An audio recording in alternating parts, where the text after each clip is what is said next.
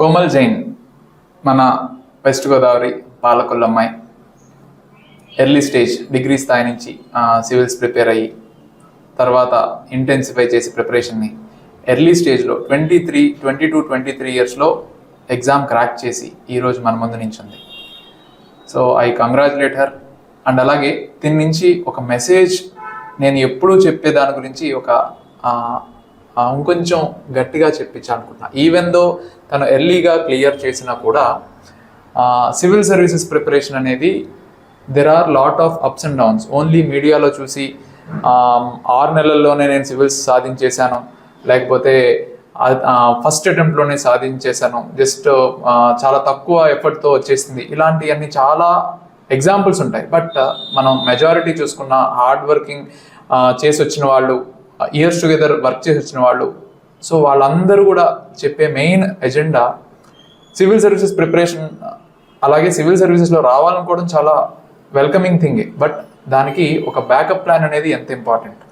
So civil services preparation అనేది మనం ఒక బ్యాకప్ ప్లాన్ పెట్టుకొని, మనకు ఒక ఆల్టర్నేటివ్ ట్రాక్ పెట్టుకొని ఈ ప్రిపరేషన్ని కంటిన్యూ చేయడం అంత కష్టమేమి కాదు. అలాగే ఖచ్చితంగా మనం ఇయర్స్ టుగెదర్ కష్టపడాలి. కాబట్టి ఆ కాన్ఫిడెన్స్ పోకుండా ఉండాలి అంటే మనం ఎన్ని రకాల హర్డిల్స్ని ఫేస్ చేయాలి. సో తన మాటల్లో ఒకసారి విందాం.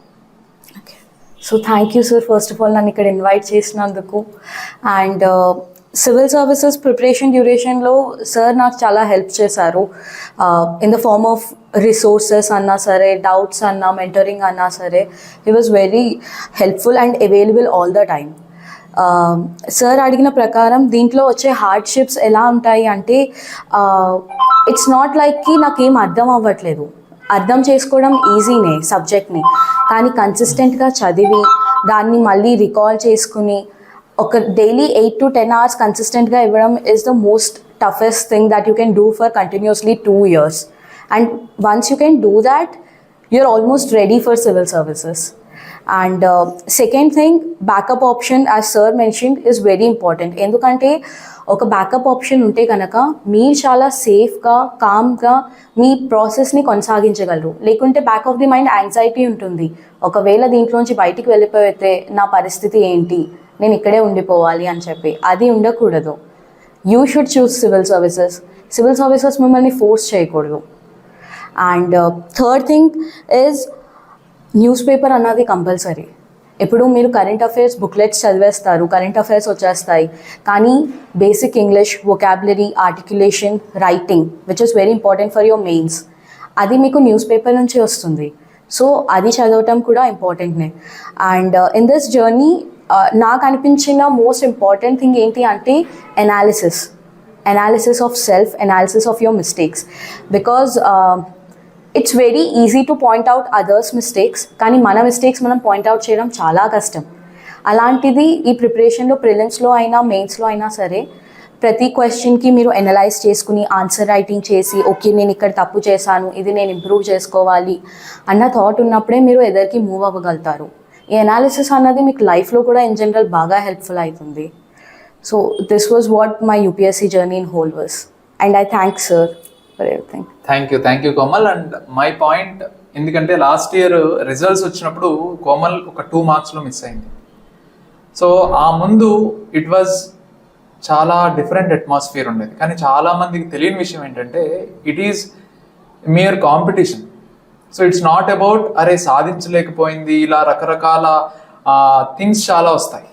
బట్ పాయింట్ ఏంటంటే ఇట్స్ కాంపిటీషన్ ఉంటుంది, అందులో రిజర్వేషన్స్ ఉంటాయి, అందులో లాట్ ఆఫ్ మనకి తెలియని, కంటికి కనబడినవి ఈ ఈ రిజల్ట్స్లో, ఈ మా ప్యాటర్న్లో చాలా ఉంటాయి. సో అవన్నీ తెలియకుండా కేవలం సక్సెస్ ఆర్ ఫెయిల్యూర్ ఇదొక్కటే ఒక మనిషి యొక్క హార్డ్ వర్క్ని లేకపోతే వాళ్ళ సిన్సియారిటీని డిసైడ్ చేయవు. సో పేరెంట్స్ ఎవరైతే వాళ్ళ పిల్లలు ప్రిపేర్ అవుతున్నారో, you should support in different ways. Even వాళ్ళ హార్డ్ టైమ్స్లో కూడా మీరు సపోర్ట్ చేయాలండి. ఎందుకంటే ఈ ప్రిపరేషన్లో, ఎందుకంటే తిను 2023 తర్వాత రిజర్వ్ లిస్ట్లో సెలెక్ట్ అయింది. బట్ తిన స్కోర్స్, ఇంటర్వ్యూ స్కోర్ చూసుకున్న 195 మార్క్స్, ఆల్మోస్ట్ టాప్ 10 మెంబర్స్లో కూడా మెజారిటీ తినకన్నా ఇంటర్వ్యూ స్కోర్ తక్కువ వచ్చిన వాళ్ళు. తిన స్కోర్ ఇంటర్వ్యూలో 195 స్కోర్ వచ్చింది. ఈవెన్ ఇన్ సివిల్ సర్వీసెస్ అలాగే ఫారెస్ట్ సర్వీసెస్ ఇంటర్వ్యూ బోత్ 195 కన్సిస్టెంట్గా తెచ్చుకుంది.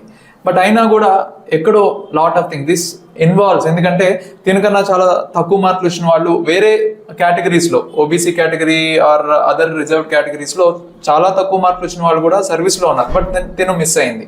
బట్ ఇవన్నీ ఎవరికి తెలియదు.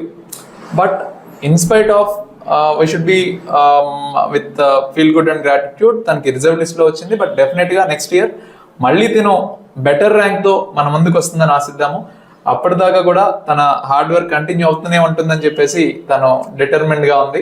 All the best to Komal Jain. Thank you sir. Thank you.